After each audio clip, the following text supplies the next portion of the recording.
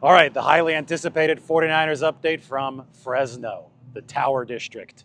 We'll begin with this. It's very unlikely that the 49ers are able to trade Brandon Aiyuk. Even Diana Rossini chimed in with that exact thought today. I know I've been saying the same thing for quite a while, but the harsh reality is that even though the 49ers might want to offload some of this money, even though they signed this deal with a theoretical escape hatch via trade, other teams just aren't interested in a receiver with a lot of guaranteed money, a lot of injury guaranteed money, who currently is recovering from a torn ACL and a torn MCL in Ayuk's situation. I think that it's very simple. The 49ers are going to have to walk a tightrope here, do something very difficult, but hope for a Brandon Aiyuk recovery, a nice reapproachment with Brandon Aiyuk after obviously the relationship was strained last year, and they're going to have to hope for at least 80% of the production that they signed up for when they executed this contract agreement with Aiyuk. And that could go a long way toward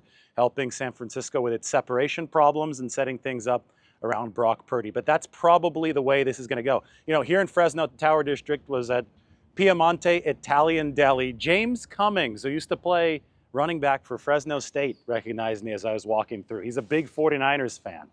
And we started talking. He ordered the pastrami sandwich, by the way. I got the turkey and avocado. My dad got the Piemonte special. This might be the best sandwich in all of Fresno. Really OG spot in the Tower District. It's been around since the 1920s, but James, good guy, went to San Joaquin Memorial here in Fresno. I went to Stanford with two of his fellow San Joaquin Memorial grads, Brooke and Robin Lopez, who are now in the NBA. They have been for a while, but he was asking to me about Brandon Aiyuk, if the 49ers are going to be able to trade him, and, you know, same answer. I said he's got a torn ACL and a torn MCL. It's going to be very, very hard for the 49ers to do, and the flavor of the moment right now is an acknowledgement of how difficult that will be. Now, I think if we're talking 49ers receivers, we cannot forget about Juwan Jennings and the impact he had last year.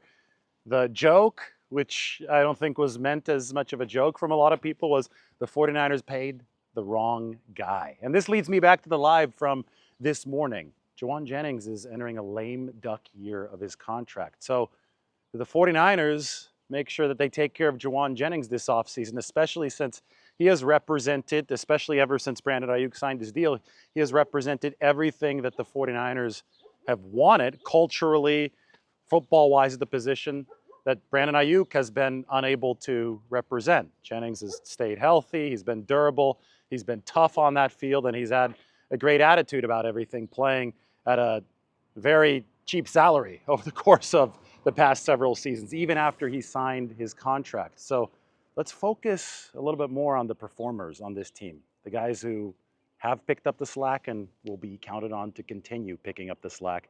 That begins with Juwan Jennings. Speaking of the devil, we have video of Juwan Jennings' off-season work on a baseball field.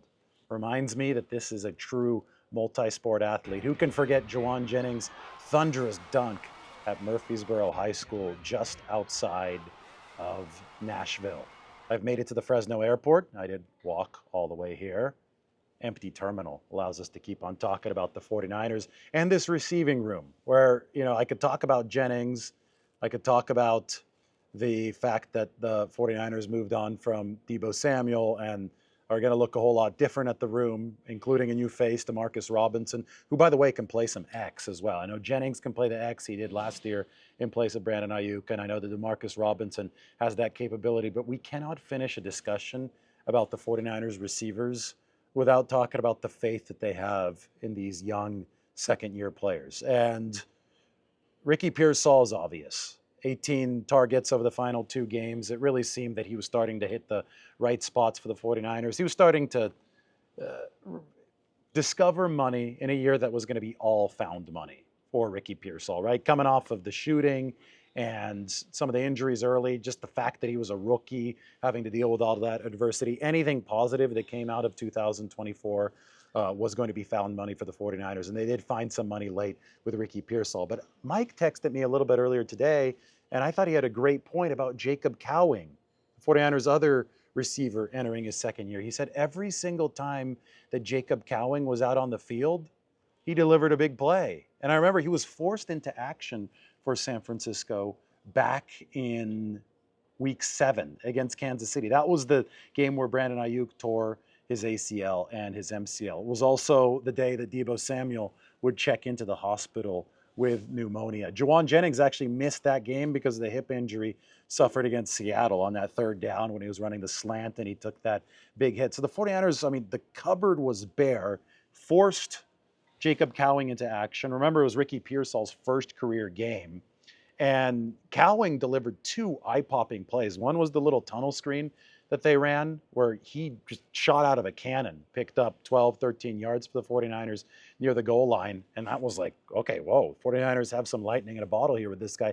Then he ran the double move later in the game on the deep pass from Brock Purdy that got him very, very open. I think that the 49ers move on from Deebo Samuel, which is something that we saw coming when they drafted Ricky Pearsall. And we're going to constantly tie that to Ricky Pearsall, and it makes sense to do that. But they need numbers at the wideout room more than just players. And I think that there's also some level of faith in Jacob Cowing's development that comes from the 49ers moving away from a veteran like Deebo Samuel. So between, and we're going to, set aside Aiyuk for a moment. We're going to start with Jennings because we don't know when Aiyuk's going to be back. So between Jennings, Demarcus Robinson, Ricky Pearsall, and Jacob Cowing, I think the 49ers have quite the start to their receiving room with true room for at least one more player on this 53-man roster. And we saw last year with all the injuries that you can add things up right now and you could say, okay, here's a perfect slot for this guy, here's a perfect slot for that guy. But then you could enter a game like week 7 against Kansas City and, players are on their way to the hospital for pneumonia, guys tear their ACL, and, Ricky Pearsall is coming off of getting shot in the chest for his first game. All of a sudden, your plan that looks so great doesn't look all that great anymore. So you need numbers. That's why I talked about Tariq Owens yesterday as a receiver who could potentially crack into that 49ers rotation when they need one. He probably might still be a whole other year away from being a day one rotation guy, but you need to stack bodies in that room, and that's what the 49ers are going to try to do now. Other 49ers news on this Tuesday afternoon, Tanner Mordecai, their third string quarterback, is switching from number 4 to number 14, which had been vacated by Ricky Pearsall's move from 14 to jersey number 1. Mordecai had number 8 in college at Wisconsin, but that's obviously not available with the 49ers, Steve Young's retired number. So the 49ers' 3 quarterbacks this year are going to be number 13, Brock Purdy, number 10, Mac Jones, wearing Jimmy Garoppolo's old jersey number, and then number 14, Tanner Mordecai. Do they add another QB?